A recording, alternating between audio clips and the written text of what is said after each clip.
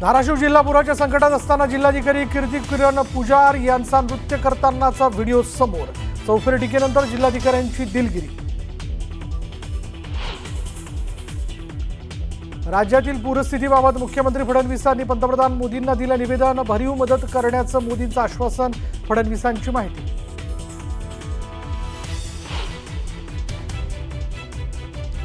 शेतकऱ्यांना PM care फंडातून पैसे देण्याची उद्धव ठाकरेंची मागणी। तर 600 कोटी फंडात असताना एक पैसा खर्च न करणाऱ्यांनी शहाणपण शिकवू नये। फडणवीसांचा पलटवार।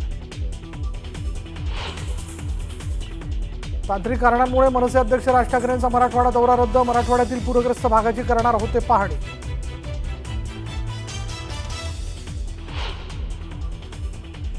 महाराष्ट्र लोकसेवा आयोगाची पूर्वपरीक्षा पुढे ढकलली। 28 सप्टेंबरला होणारी एमपीएससी परीक्षा आता 9 नोव्हेंबरला। महाराष्ट्रातील पूरस्थितीमुळे निर्णय।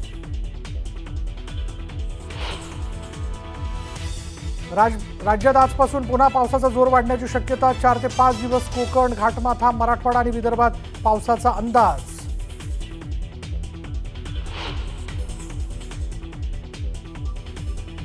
एकनाथ शिंदेंनी डीपीडीसी बैठकीत अधिकाऱ्यांना खडसावलं। जिल्ह्यातील वाहतूक कोंडी प्रकरणी एका अधिकाऱ्याचं निलंबन।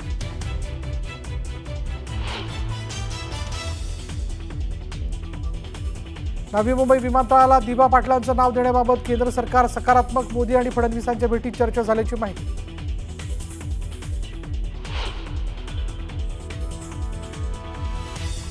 वाल्मिक कराडचा समर्थक गोट्या गीतेसह 5 जणांवर मकोका अंतर्गत कारवाई कायम। तर पुण्यातील कुख्यात गुंड निलेश घायवळवर ही मकोका अंतर्गत कारवाई। घायवळ लंडनला पळून गेल्याची माहिती।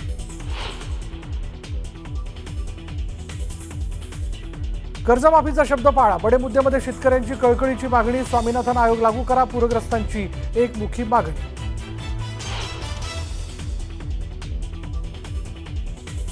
कसा साजरा करायचा दसरा? मुलांना कसे घ्यायचे नवे कपडे? बडे मुद्द्यामध्ये व्यथा मांडताना पूरग्रस्त शेतकऱ्यांना अश्रू अनावर।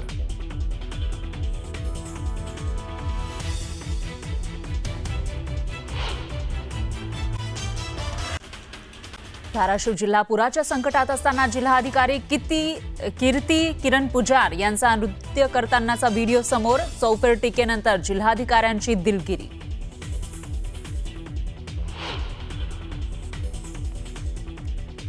राज्यातील पूरस्थितीबाबत मुख्यमंत्री फडणवीसांनी पंतप्रधान मोदींना दिलं निवेदन। भरीव मदत करण्याचं मोदींचं आश्वासन। फडणवीसांची माहिती।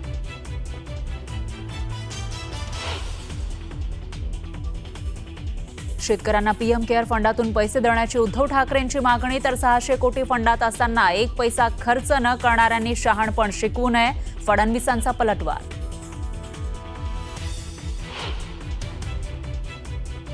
तांत्रिक कारणांमुळे मनसे अध्यक्ष राज ठाकरेंचा मराठवाडा दौरा रद्द। मराठवाड्यामधील पूरग्रस्त भागाची करणार होते पाहणी।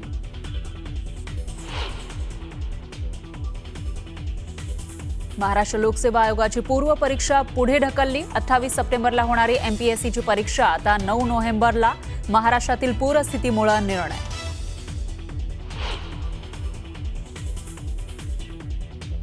राज्यात आजपासून पुन्हा पावसाचा जोर वाढण्याची शक्यता। 4 ते 5 दिवस कोकण, घाटमाथा त्याचबरोबर मराठवाडा आणि विदर्भात पावसाचा अंदाज। एकनाथ शिंदेंनी डीपीडीसी बैठकीमध्ये अधिकाऱ्यांना खडसावलं। जिल्ह्यातील वाहतूक कोंडी प्रकरणी एका अधिकाऱ्याचं निलंबन।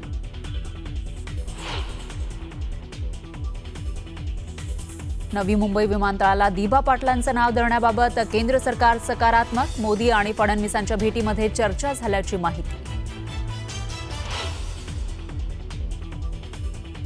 वाल्मिक कराडचा समर्थक गोट्या गीतेसह 5 जणांवर मकोका अंतर्गत कारवाई कायम। तर पुण्यातील कुख्यात गुंड निलेश घायवळवरही मकोका अंतर्गत कारवाई। घायवळ लंडनला पळून गेल्याची माहिती।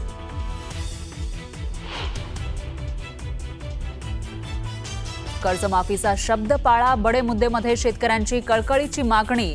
स्वामीनाथन आयोग लागू करा। पूरग्रस्तांची एकमुखी मागणी।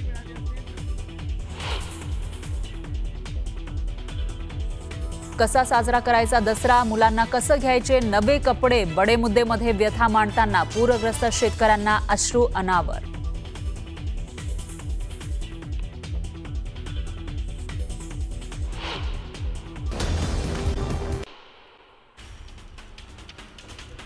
बीड जिल्ह्यात महापुराने भूगोल बदललाय. जमीन खरडून नाही तर जमीन गायब झाली आहे. नदीने प्रवाह बदललाय, त्यामुळे भीषण परिस्थिती निर्माण झाली आहे. बीडमधील पूरस्थितीची ड्रोन दृश्य न्यूज 18 लोकमत वर. मांजरा नदीच्या महापुराने बीडच्या पाटोदा तालुक्यातील अणपटवाडीत मोठं नुकसान झाले. शेतीसह अनेकांचे संसार पाण्यात वाहून गेलेत. पूर ओसरून 3 दिवस झालेत, मात्र पूरग्रस्तांना अद्याप मदत मिळालेली नाही. बीड जिल्ह्यातील तब्बल 329 रस्ते खचलेत. काही पूल वाहून गेलेत, त्यामुळे अनेक गावांचा संपर्कही तुटलाय. रायमोहा ते डोंगरकिरी महामार्गावरील येवलवाडी इथला पूल वाहून गेल्यानं नागरिकांना जीव मुठीत घेऊन प्रवास करावा लागतोय. बीड जिल्ह्यातील खामगाव भागात राहणाऱ्या अण्णासाहेब भावले यांच्या घरात मध्यरात्री अचानक पुराचं पाणी शिरलं. घरातील माणसं आणि जनावरांना वाचवत असताना घरातील सर्व साहित्य पुराच्या पाण्यात वाहून गेलं आणि क्षणात होत्याचं नव्हतं झालं.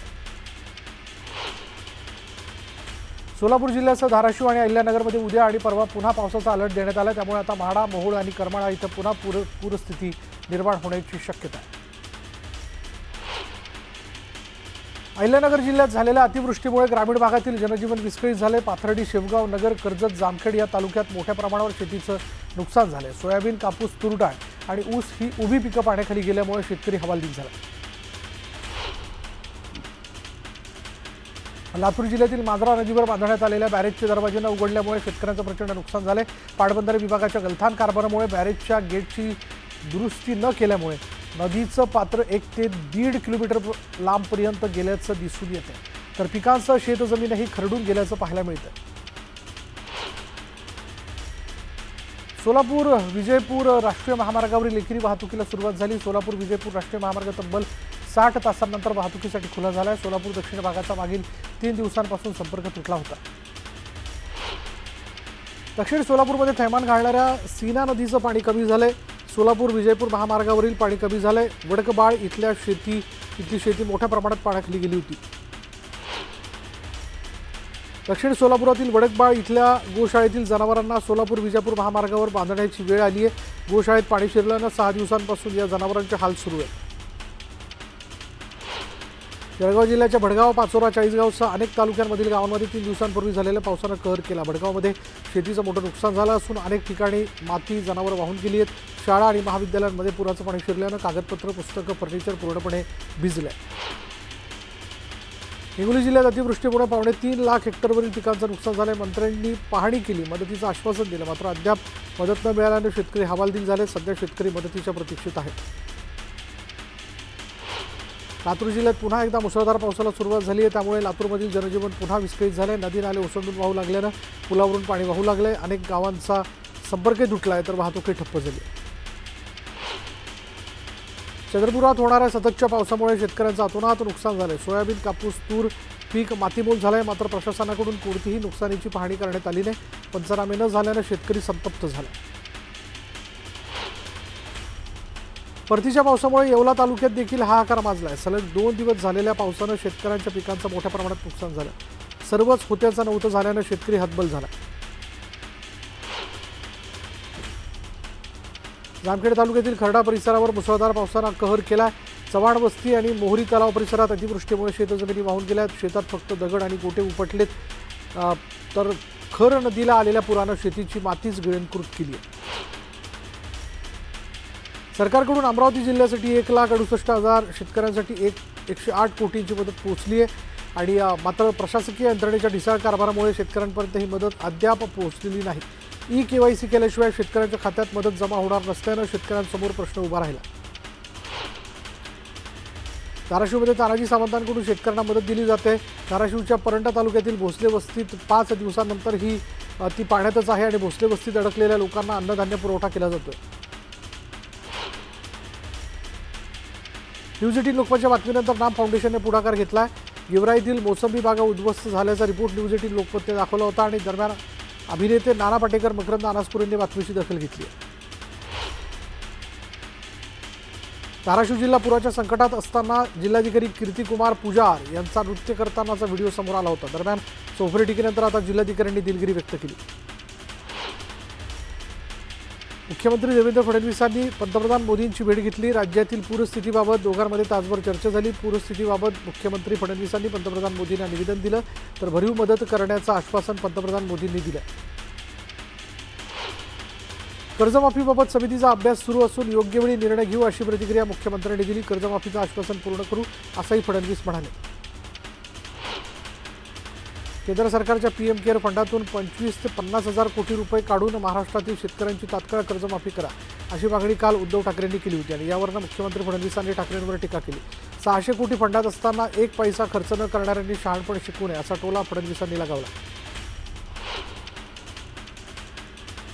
बुलढाण्यात नियोजन समितीच्या बैठकीदरम्यान ठाकरेंच्या शिवसेनेने राडा घातला. बुलढाण्यात ओला दुष्काळ जाहीर करून कर्जमाफी द्यावी अशी मागणी शिवसेना उभाटा पक्षाने केली आहे. जिल्हाधिकारी कार्यालयाच्या गेटवरनं उडी मारून आत घुसण्याचा प्रयत्न शिवसैनिकांनी केला. या बैठकीला पालकमंत्री मकरंद पाटील आणि सहपालकमंत्री संजय सावकारे उपस्थित होते. केंद्रापुढे लोटांगण घाला पण महाराष्ट्राच्या शेतकऱ्यांना वाचवण्यासाठी पुढे या. फडणवीसांना दिल्लीत किंमत आहे की नाही हे केंद्राच्या मदतीवरनं आम्हाला कळेल असं विजय वडेट्टीवार म्हणाले. दिल्लीला जाऊन नुसतं येऊ नका, भरीव मदत मिळाली पाहिजे असं वडेट्टीवार यांनी म्हटलं. छत्रपती संभाजीनगर तालुक्यातील पिंपरी राजा परिसरात उद्योगमंत्री उदय सामंत यांनी नुकसानीची पाहणी केली. यावेळी धनगर बांधवांनी मंत्री उदय सामंतांचा ताफा अडवत आरक्षणाची मागणी केली. धनगर समाजाला एसटी प्रवर्गातून आरक्षण देण्याच्या मागणीसाठी दीपक बोराडे यांचं उपोषण सुरू आहे. जालना दौऱ्यादरम्यान मंत्री उदय सामंत यांनी उपोषणस्थळी जाऊन बोराडे यांची भेट घेतली आणि मुख्यमंत्र्यांसोबत चर्चा करण्याचं आश्वासन दिलं. नांदेडच्या हदगावमध्ये आदिवासी आरक्षण बचाव मोर्चा काढण्यात आला. एसटी प्रवर्गातून इतर कोणत्याही समाजाला आरक्षण देऊ या मागणीसाठी हा मोर्चा काढण्यात आला. अकोला शहरातील मोहम्मद अली चौकात मुस्लिम बांधवांनी कानपूरमधील बॅनरवरून झालेल्या वादाच्या घटनेचा निषेध केला. आंदोलनादरम्यान परिसरात मोठा पोलीस बंदोबस्त तैनात करण्यात आला होता. अहिल्यादेवी होळकर माता बाल रुग्णालय रुग्णांसाठी खुलं करण्यात यावं या मागणीकरता कोपर करणेतील विभागीय कार्यालयावर जनआक्रोश मोर्चा काढण्यात आला. यावेळी विविध समस्यांबाबतही नागरिकांनी संताप व्यक्त केला. वाशिमच्या रिसोड तहसील कार्यालयावर सखल पारधी समाजाने मोर्चा काढला. एसटी प्रवर्गात इतर कोणत्याही जातीचा समावेश करू नये या मागणीकरता हा मोर्चा काढत तीव्र आंदोलनाचा इशारा देण्यात आला. बीड जिल्ह्यात ओला दुष्काळ जाहीर करून तातडीने हेक्टरी 1 लाख रुपये मदत द्या या मागणीकरता बीडमधील शेतकरी संघटना एकवटल्या आहेत. जिल्हाधिकारी कार्यालयाबाहेर आंदोलन करत शेतकऱ्यांनी सरकारविरोधात जोरदार घोषणाबाजी केली. संपूर्ण कर्जमाफी आणि ओला दुष्काळ जाहीर करावा या मागणीकरता परभणी जिल्ह्यातील शेतकऱ्यांनी जिल्हा प्रशासनाला निवेदन दिलं. सरकारने संवेदनशीलता दाखवून शेतकऱ्यांना मदत करावी अशी मागणी यावेळी करण्यात आली. गोट्या गीतेवर पुन्हा एकदा मकोकाची कारवाई करण्यात आली. गोट्या गीते अनेक महिन्यांपासून फरार असून गोट्या गीतेवर लावलेला मोक्का रद्द करण्यात आला होता. दरम्यान बीड पोलिसांनी पुन्हा एकदा प्रस्ताव दिल्यानंतर गोट्या गीतेवर मकोका लावण्यात आला.